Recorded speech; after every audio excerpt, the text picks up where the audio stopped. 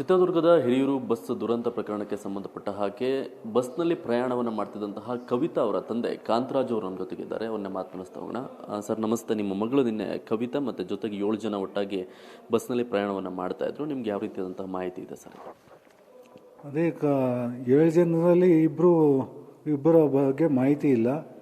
ಇನ್ನು 5 ಜನದ ಎಲ್ಲ ಸಣ್ಣ ಪುಟ್ಟ ಗಾಯ ಆಗಿ ಎಲ್ಲರೂ ಪೋಷಕರ ಜೊತೆ ಬೆಂಗಳೂರು ಬರ್ತಿದ್ದಾರೆ. ಎಲ್ಲರೂ ಎಲ್ಲಿಯವರು ಸರ್? ನಿನ್ನೆ ಎಷ್ಟೊತ್ತಿಗೆ ಹೊರಟರು? ಏನಂತ ಹೇಳಿ ಹೊರಟಿದ್ರು ಸರ್? ಗೋಕರ್ಣ ದೇವಸ್ಥಾನಕ್ಕೆ ಹೋಗಿ ಬರ್ತೀವಿ ಅಂತ ಹೊರಟರು. ನಿನ್ನೆ ರಾತ್ರಿ 7:00ವರೆಗೆ ಇಲ್ಲಿ ಮನೆ ಬಿಟ್ಟಿದ್ದಾರೆ. ಮೆಜೆಸ್ಟಿಕ್ಕಿಂದ ಸೀಬರ್ಡ್ ಬಸ್ ಮುಖಾಂತರ ಹೋಗಿ ಭಾನುವಾರ ನೈಟು ಸೋಮವಾರ ಬೆಳಗ್ಗೆ ಬರೋ ಮಾಹಿತಿ ಇತ್ತು. ಎಲ್ಲ ಹೇಳ್ಬಿಟ್ಟು ಹೋಗಿದ್ರು. ರಜೆ ಇರುವ ಕಾರಣ ಅವರು ಒಂದು ದೇವಸ್ಥಾನಕ್ಕೆ ಹೋಗಿ ಬರೋಣ ಅಂತ ಪ್ಲ್ಯಾನ್ ಮಾಡಿದರು. 7 ಜನ ಎಲ್ಲಿಯವರು ಸರ್? ಎಲ್ಲೆಲ್ಲ ವಾಸ ಮಾಡ್ತಾ ಇದ್ದವರು? ಇಲ್ಲಿ ಮಾವಳಿಯಿಂದ 2, ಕವಿತಾ ಮತ್ತು ಮಂಜುನಾಥ್. ಶ್ರೀನಿವಾಸಪುರದಿಂದ ಗ್ರಿಯಾ, ಬಿಂದು, ಶಶಾಂಕ್. ಶಾಂತಿನಗರದಿಂದ ದಿಲೀಪ್. ಈಗ ಗಾಯಾಳುಗಳೆಲ್ಲ ಎಲ್ಲಿದ್ದಾರೆ? ಅವ್ರ ಪರಿಸ್ಥಿತಿ ಯಾವ ರೀತಿಯಾಗಿದೆ? ಸಣ್ಣ ಪುಟ್ಟ ಗಾಯ ಆಗಿದೆ. 2 ಹಾಸ್ಪಿಟ್ಲಲ್ಲಿ ಫಸ್ಟ್ ಏಡ್ ಮಾಡಿಸ್ತಿದ್ದಾರೆ.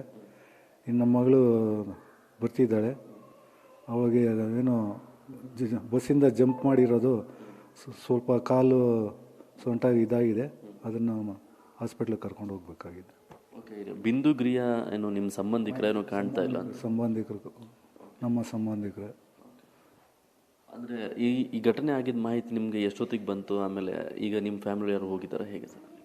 ಘಟನೆ ಮಾಹಿತಿ ನಮಗೆ ರಾತ್ರಿ 3:30 ಬಂತು.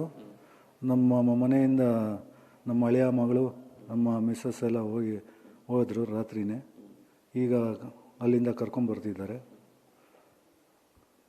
ತಿಂಡಿ ಅವ್ರು ನೀರು ಕುಡಿಯೋದಕ್ಕೂ ತ್ರಾಣ ಇಲ್ಲ. ತುಂಬ ಶಾಕ್ ಆಗಿದ್ದಾಳೆ. ಆಯಿತು, ಈಗ ಒಂದು ಸ್ವಲ್ಪ ತಿಂಡಿ ತಿನ್ನಿಸ್ಬಿಟ್ಟು ಒಂದು ಸ್ವಲ್ಪ ಅವ್ರು ಸುಧಾರಿಸ್ಕೊಂಡು ಹಾಸ್ಪಿಟ್ಲಿಗೆ ಕರ್ಕೊಂಡು.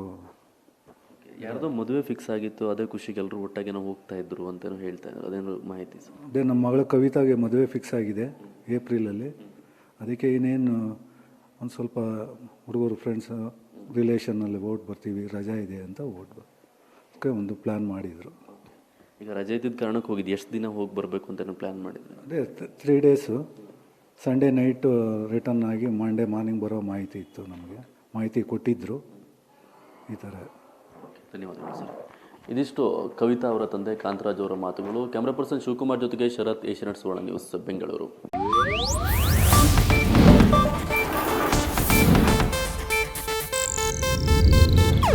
ಇದು ಏಷ್ಯಾನೆಟ್ ನ್ಯೂಸ್ ನೆಟ್ವರ್ಕ್ ಪ್ರಸ್ತುತಿ.